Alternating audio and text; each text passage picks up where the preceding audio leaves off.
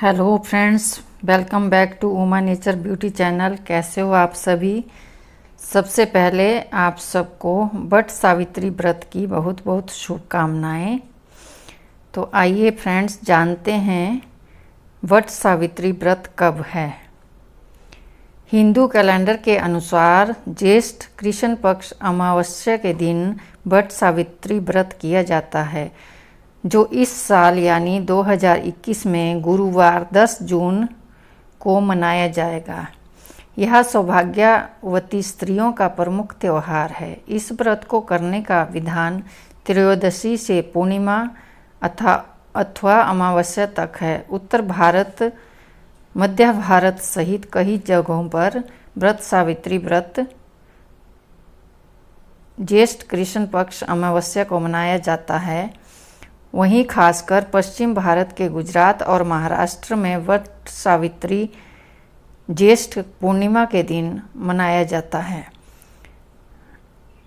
वट सावित्री व्रत का शुभ मुहूर्त 9 जून 2021 को दोपहर 1:57 से शुरू हो जाएगी, जो कि 10 जून 2021 को शाम 4:22 तक होगी।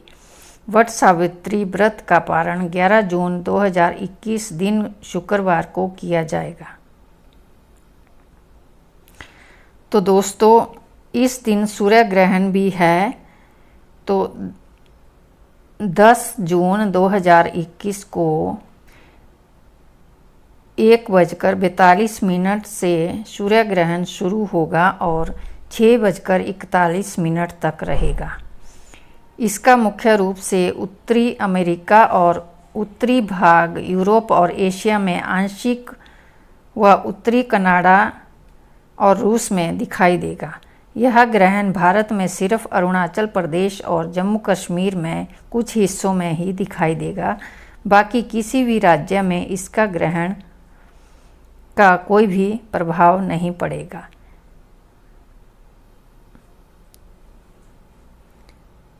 इस समय ना करें वट सावित्री व्रत की पूजा।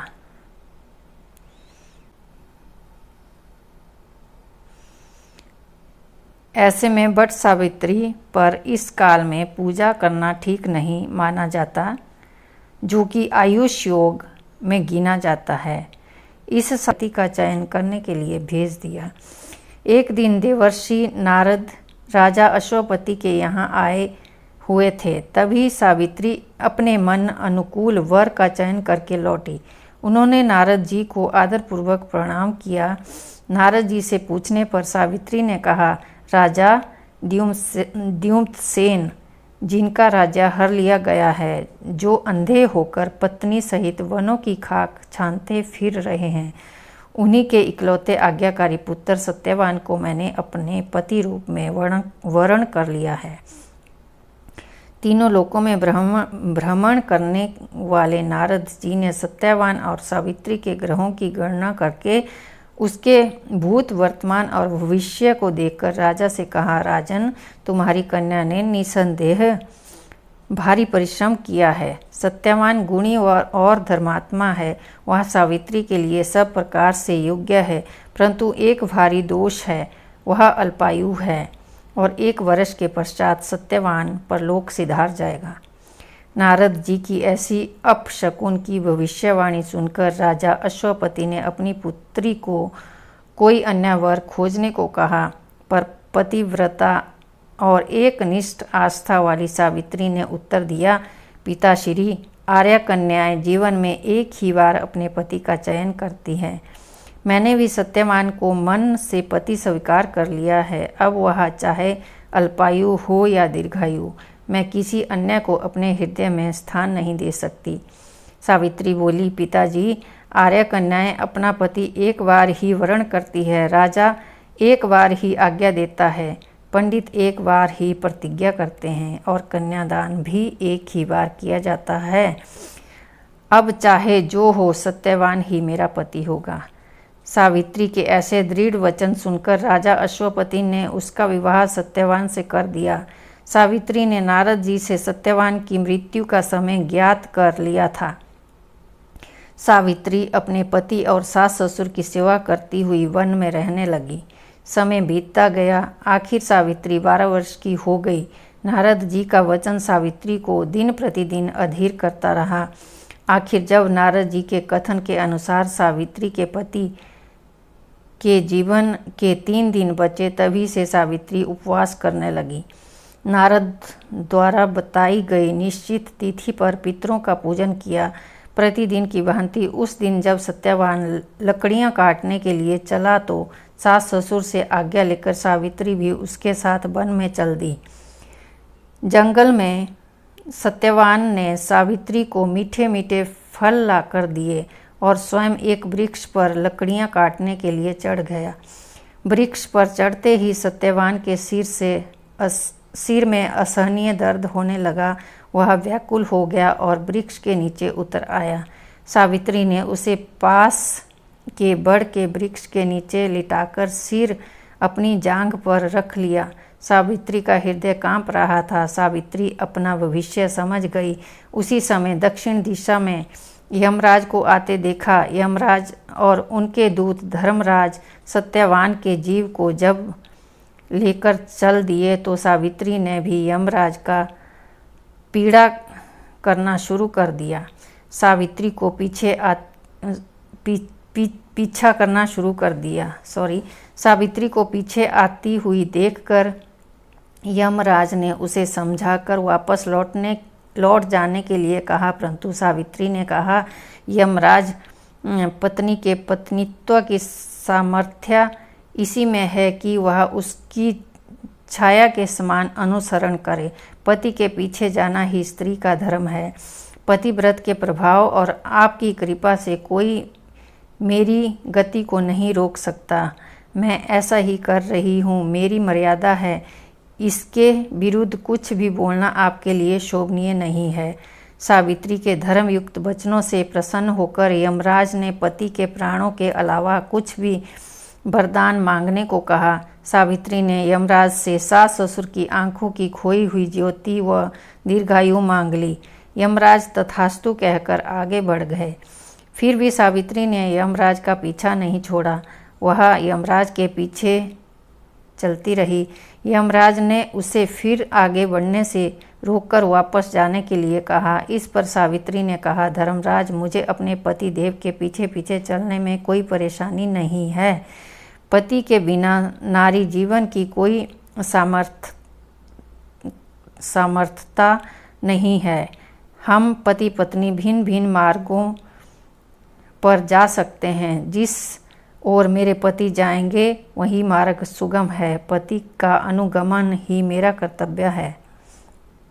यमराज ने सावित्री के पतिव्रत धर्म की निष्ठा देखकर पुनः वर मांगने को कहा। सावित्री ने अपने ससुर के खोए हुए राज्य की प्राप्ति और 100 भाइयों की बहन होने का वर मांग लिया। यमराज पुनः तथास्तु कहकर आगे बढ़े, परंतु सावित्री अब भी यमराज का पीछा किए जा रही थी। वर देने के बाद यमराज ने पुनः सावित्री को वापस लौट जाने को कहा, लेकिन सावित्री अपने प्राण पर अडिग रही। तब यमराज ने कहा, देवी, यदि तुम्हारे मन में अब भी कोई कामना है तो कहो, जो मांगोगी वही मिलेगा। मुँह मांगा वर पाकर सावित्री ने कहा, यदि आप सचमुच मुझ पर प्रसन्न हैं और सच्चे हृदय से वरदान देना चाहते हैं तो मुझे 100 पुत्रों की माँ बनने का वरदान दे। यमराज तथास्तु कहकर आगे बढ़ गए। सावित्री अब भी यमराज के पीछे आ रही थी। यमराज ने पीछे मुड़कर देखा और सावित्री से कहा, अब आगे मत बढ़ो, तुम्हें मुँह मांगा वर मिल चुका है, फिर भी मेरा पीछा क्यों कर रही हो? सावित्री नम्रतापूर्वक बोली, धर्मराज, आपने मुझे 100 पुत्रों की माँ होने का वरदान दे दिया है, लेकिन क्या पति के बिना मैं संतान को जन्म दे सकती हूँ? मुझे मेरा पति वापस मिलना चाहिए, तभी मैं आपका वर पूरा कर सकूँगी। सावित्री की धर्मनिष्ठा, पति भक्ति और शक्तिपूर्ण वचनों के बंधन में बंधे यमराज ने सत्यवान के जीव को पाश से मुक्त कर दिया।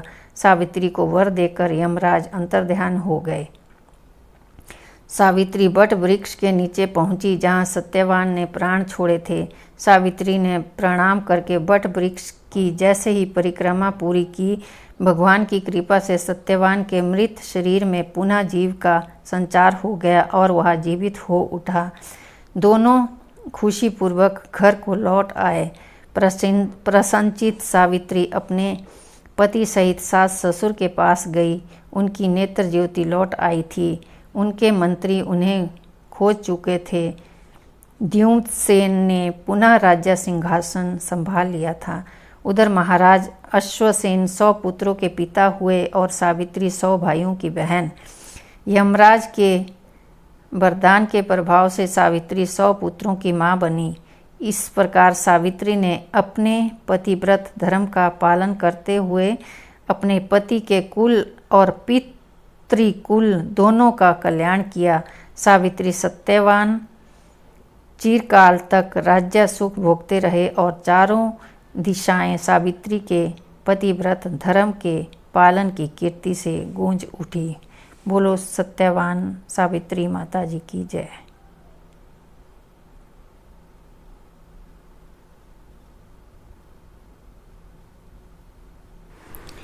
और लास्ट में मेरी यही शुभकामनाएं सभी सुहागन स्त्रियों को रहेगी कि आने वाले वट सावित्री व्रत आपके लिए शुभ एवं मंगलमय हो। इसी शुभकामना के साथ मैं अपने ब्लॉग का एंड करती हूँ।